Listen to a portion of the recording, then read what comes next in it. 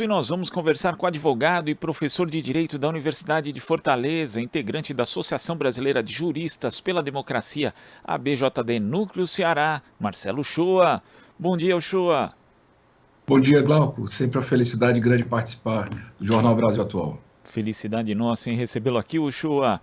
E o presidente Jair Bolsonaro fez ali na segunda-feira um encontro com embaixadores, no qual voltou a fazer ataques ao sistema eleitoral, questionou o judiciário, também promoveu ataques pessoais a ministros do Supremo Tribunal Federal, e muita gente está vendo o show aqui. Ele pode ter cometido crimes, não só crime de responsabilidade, como também crime comum nesse encontro. Quais tipos de delitos que Bolsonaro poderia ter cometido nessa fala dele aos embaixadores, Uchoa? É muito difícil, Glauco, o presidente da República participar de algum evento e não cometer algum crime, porque é a regra, né? É quase uma característica inata à figura. E neste evento em específico, o crime já começou ao convidar representantes estrangeiros para anunciar formalmente que, segundo a perspectiva dele, o Poder Judiciário Eleitoral brasileiro não serve, ele é falível para proceder ao acompanhamento das eleições e, logo, ele não tem responsabilidade nenhuma de reconhecer o resultado das eleições. Então, na verdade, ele anuncia um golpe, né, de forma formal para o mundo inteiro. E aí começa já com um crime pesado, né, de tentativa de abolir o Estado de Direito, porque as pessoas dizem assim, mas lá nos Estados Unidos o Trump também negou os resultados e tal, só que lá foi uma questão um pouco diferente, sabe, Glauco? O Trump, ele questionava a fraude do Partido Democrata, as questões locais, mas o que o Bolsonaro está dizendo é que o Tribunal Superior Eleitoral, a Justiça Eleitoral, ela está toda contaminada, e o Supremo Tribunal Federal também, quer dizer, ele cria aí uma ideia de ruptura de poderes, né? Por isso que eu acho que a única nota ontem, que de fato foi a medida da gravidade do evento, foi a da presidenta Dilma, que falou de forma clara, né, uma ex-presidenta da República, que aqui no Brasil o atual presidente estava anunciando um golpe de Estado. Né? As outras notas foram notas padrão. Né? Nós reconhecemos a infalibilidade da urna eletrônica, nós temos a confiança na democracia brasileira, nós acreditamos na justiça eleitoral, mas nenhuma tocou no ponto certo, exceto a Dilma, que o que aconteceu anteontem, foi o presidente da República anunciando que ia dar um golpe de Estado. Né? Aí você também tem outros crimes, né, Glauco, conjugados, porque, primeiro, a questão eleitoral, há quem diga que não é crime eleitoral porque as eleições ainda não começaram propriamente. Entretanto, apesar de ter convocado embaixadores para falar sobre o bicentenário, né, da independência do Brasil, ele falou sobre o processo eleitoral passado, se colocou como candidato nesse e falou do processo eleitoral futuro, falou como candidato. Então ele cometeu sim crime eleitoral, crime que deverá ser apurado, inclusive para inelegibilidade ou para não possibilidade de chapa, essas coisas precisam ser apuradas. Crime também de fake news, né? Pela mesma razão, o Daniel Silveira foi preso. Né? É claro que o Daniel Silveira utilizou um tom mais agressivo de ameaça direta a ministros do STF, de ameaça a filhos do ministro. Não foi o caso do que aconteceu anteontem. Mas anteontem, mais uma vez, o Bolsonaro mentiu ao falar que um hacker invadiu o sistema e que o fulano de tal teria ganho e não ganhou e não sei o que. Tá. Quer dizer, mentindo e descaradamente, pior, utilizando o canal da TV pública com dinheiro público, né, fazendo ali toda aquela sua encenação custeada pelo erário. Então aí você encontra crimes de responsabilidade, da probidade ou do crime contra os poderes, da independência dos poderes, ou mesmo da independência nacional, até crimes comuns que vão com relação a você ficar a violar o Estado de Direito, ou então propagar mentira, né, de forma desonesta, fake news e crimes eleitorais. O catálogo, Glauco, é grande, né? É grande. Agora, o que a gente não sabe é se irá para frente, porque boa parte dessas ações dependem do Procurador-Geral da República, que até agora não disse nada, né? Apesar de provocado, inclusive por vários, acho que 40 subprocuradores da República que disseram, olha, você tem que provocar o Supremo Tribunal Federal para investigar o que aconteceu anteontem. Investigar porque é o procedimento, mas aquilo ali foi ele é autoexplicável, né, Glauco? Uchoa, você sabe que eu escuto um podcast que, aliás, eu acho muito bom, que se chama Medo e Delírio em Brasília, onde se conta ali a trajetória daquilo que a gente vive hoje no cenário político brasileiro, né, desde meados de 2018, e quando é narrado esse tipo de episódio, como esse encontro com embaixadores ali de Bolsonaro, tem uma vírgula sonora, né, como se chama, que diz assim: oh não, mais um crime de responsabilidade? E de fato é isso, né? Dá para ser uma sessão, dá para ser uma editoria, dá para ser um resumo, crimes de responsabilidade da semana.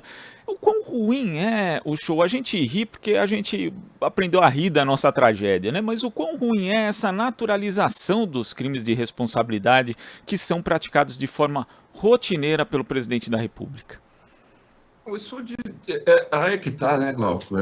Nós precisamos retirar essa pessoa do comando da nação, porque ele é um desagregador, ele é um desagregador de pessoas, ele é um desagregador de compreensões sobre regras de civilidade, ele é um desagregador de pontos de vista históricos, civilizatórios, ele só atrapalha. Quer dizer, ele é uma pessoa, pessoalmente, né, já não tem empatia, é má, não está preocupado com a vida, mas do ponto de vista do governante, ele veio foi para destruir mesmo, né?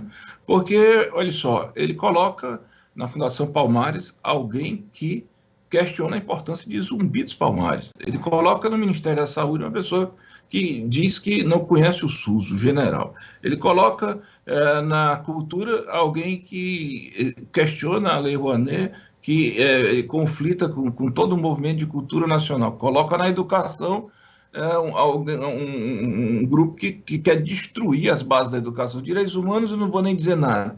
Um tratoraço na área do trabalho para entregar o trabalhador a um sistema pesadamente sem qualquer tipo de proteção laboral.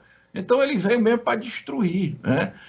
E isso é danoso, porque nós estamos nos acostumando com esse estado de barbárie, do jeito que você está dizendo. Quer dizer, crimes acontecem e nós estamos achando normal. E outra coisa, né? Crimes agora que estão partindo para um outro nível de violência. Veja, presidente Lula teve um atentado naquele evento de Uberlândia, um outro atentado no evento da Cinelândia. O Freixo foi também atacado. Um petista foi assassinado dentro da sua própria festa de aniversário. O ônibus do presidente Lula já tinha sido atacado na caravana. Então, nós estamos vendo o quê? Uma escalada de violência, quer dizer, o presidente alimentando ódio, o presidente tentando contagiar a sua massa, né, de seguidores, que é uma massa doentia, que hoje está fortemente armada, e criando esse estado de tensão permanente. Olha, Glauco, a gente responde certas coisas com memes, né, porque a gente precisa sobreviver. Mas o que ele fez anteontem foi dizer, olha, eu vou emplacar um golpe de Estado, né? Se essas eleições acontecerem, porque elas vão acontecer, eu vou perder. Né? Então, assim, tanto foi grave que o ministro Fachin, ao se referir ao evento, solicitou convocou a sociedade civil à reação.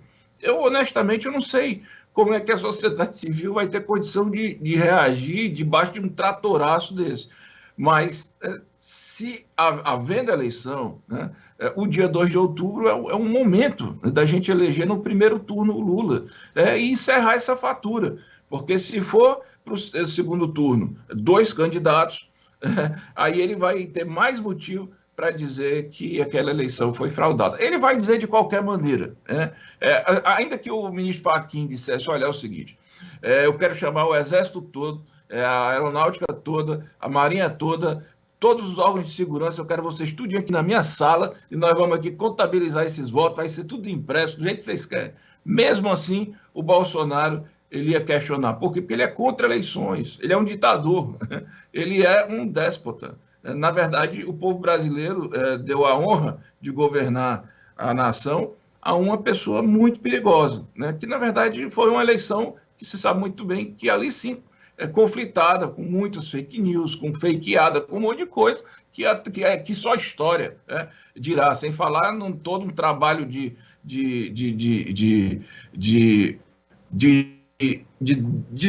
destruir a credibilidade do partido opositor, do candidato opositor, com o preferido da intenção de votos preso injustamente. Então, uma série de coisas que aconteceram que não poderiam ter acontecido e hoje a gente sofre as consequências. Agora, Uchoa, é interessante também, né? A gente vê esse exercício também que é rotineiro de dissonância cognitiva do presidente Jair Bolsonaro atacando, por exemplo, o ministro Edson Fachin, o ministro Luiz Roberto Barroso, que tem, na verdade, hoje constituído ali, digamos, alguma barreira a esse avanço de Bolsonaro contra a democracia, mas se a gente for ver lá atrás, né, o próprio ministro Edson Fachin votou pela prisão após condenação em segunda instância, Luiz Roberto Barroso era o presidente do TSE quando o tribunal contrariou uma recomendação de um comitê da ONU dizendo que o ex-presidente Lula tinha o direito de ser candidato em 2018, aquilo não ocorreu. O próprio Gilmar Mendes também, que hoje se posiciona contra a Lava Jato, na época ali em que o ex-presidente Lula ia ser ministro de Dilma Rousseff, ele impediu essa nomeação. Então, na prática, a gente vê esse estado de ruptura institucional, que não é algo que é imediato, que vem com um golpe, né, como era a moda antiga, embora haja essa ameaça hoje com o Jair Bolsonaro, mas essa corrosão institucional vem há muito tempo, né, Uchoa? Desde a Lava Jato e também, como você mencionou, com o impedimento da ex-presidenta Dilma sem crime de responsabilidade, sendo que hoje a gente tem uma fartura de crimes de responsabilidade e a Câmara dos Deputados não se mexe. Quer dizer, é uma ruptura que vem de forma contínua, Uchoa? Foi um projeto, né, pensado, Glauco, de corrosão institucional a partir do judiciário, né? Isso vem da AP 470, da tentativa de judicialização excessiva através da modulação em excesso da exceção. Você tinha ali na AP 470 um relator que falava de pé, com o dedo em riste, né? Era um egresso do Ministério Público que era o relator e, na verdade, estava acusando, e que depois deu margem ao aparecimento da Lava Jato, que teatralizou toda a discussão judicial, que escolheu inimigos, que já sabia o que fazer porque tinha interesse político, e conseguiu lá na frente dois feitos, né?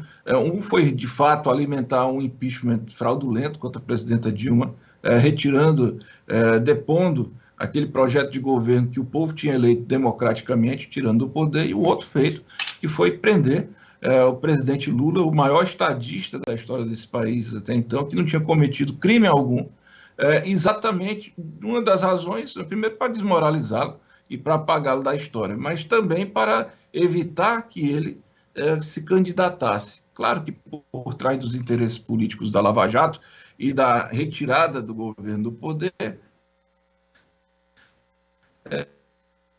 havia também um governo entreguista, um governo pró-imperialismo, um governo antissocial. O que eles não imaginavam é que o peso da caneta judicializada em excesso e o Estado policialesco, né, fosse atentar de tal maneira contra a política que eles mesmos se perderam ali dentro e perderam seus quadros, porque ali sim estava a corrupção, né? Então, abriu espaço para quê? Para o fascismo, né? E quando abriu espaço para o fascismo, que era representado pelo Bolsonaro, que era um medíocre na Câmara dos Deputados, a Lava Jato, achando pouco, né?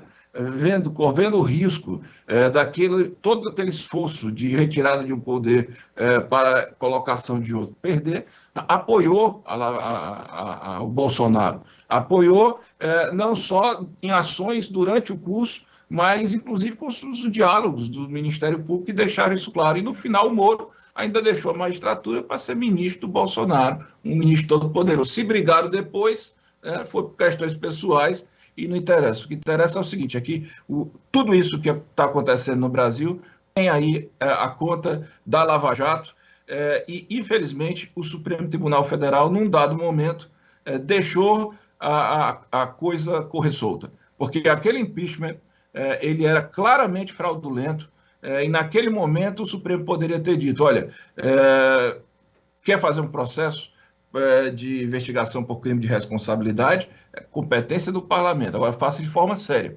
Porque o cara simplesmente, eu vou abrir o impeachment por não sei o que, o governo de Israel, eu em homenagem à minha família, eu em homenagem ao torturador não sei do que. Aquilo ali, por favor, né, Glauco? Né? Estão falando de um país, não de uma republiqueta, que, na verdade, transformaram o país numa republiqueta. E o Instituto do Impeachment é um instituto, segundo a própria Constituição, jurídico-político, né? Obviamente que tem a questão política, mas precisa ter base jurídica. E a base jurídica ali não existia, Uchoa, porque não existia o crime de responsabilidade. Não existiu, não houve prejuízo. Houve uma utilização de orçamento antecipado que não foi imediatamente autorizado, que o Cunha não deixou, mas que depois foi autorizado pelo parlamento. Então, assim, a situação foi sanada. Aquele dinheiro ele não foi pegue e guardado no bolso, ele foi utilizado para o orçamento geral mesmo do país. E a pedalada fiscal também não foi crime nenhum, porque, na verdade, não tinha nenhuma operação financeira, era uma antecipação de crédito, uma medida tão normal que era praticado por praticamente todos os governos estaduais, e depois passou até, inclusive, a ser, digamos assim, legalizada mesmo, porque o Temer, que era o vice da Dilma, enquanto vice-presidente, tinha também praticado várias pedaladas fiscais. Quer dizer, a Dilma foi caçada por absolutamente nada, tanto não foi caçada por nada que eles decidiram no próprio processo, no Senado, que ela seria deposta, mas não perderia os direitos políticos. E agora, há pouco tempo, acho que o ministro Barroso disse, olha, ali não teve nada. Quer dizer, simplesmente retiraram da presidência alguém que tinha sido eleita democraticamente pelo simples fato de que não gostavam daquela pessoa e achavam que eleitoralmente não ia conseguir vencê-la. Aí está aí o resultado, né, de você brincar com a democracia e de você fragilizar as instituições. O resultado é que hoje a gente tem um presidente que não respeita instituição nenhuma. E quer saber mais, Glauco? Ele ainda diz que esses ministros que você citou, que foram hostis ao presidente Lula, e eu estava ontem me recordando, eu nunca vi um ministro com tanta raiva num processo do que o Barroso, no dia daquele julgamento do recurso, lá, do pleno, né, da questão do Lula, da anulação dos processos do Moro. O Barroso estava com ódio. Aí o Bolsonaro disse que ele é petista, que o Alexandre de Moraes é petista. Na verdade, são comunistas, né? São comunistas, o TSE é comunista, todo mundo é comunista. Todo mundo... Então, assim, ele vai mentindo e diz coisas que não fazem sentido nenhum, mas que, por incrível que pareça, é uma estratégia pensada, porque faz sentido para aquele núcleo que ele busca alimentar de ódio, né? Uchoa, queria agradecer demais a sua participação aqui no nosso Jornal Brasil Atual de hoje. Muito obrigado, até a próxima. Obrigado, Glauco. Um beijão para todo mundo, Narrama, Marilu, todo mundo, viu? Valeu. Valeu. Conversamos aqui com o advogado e professor de Direito da Universidade de Fortaleza, integrante da Associação Brasileira de Juristas pela Democracia, BJD Núcleo Ceará, Marcelo Uchoa. Você está ouvindo Jornal Brasil Atual. As notícias que os outros não dão.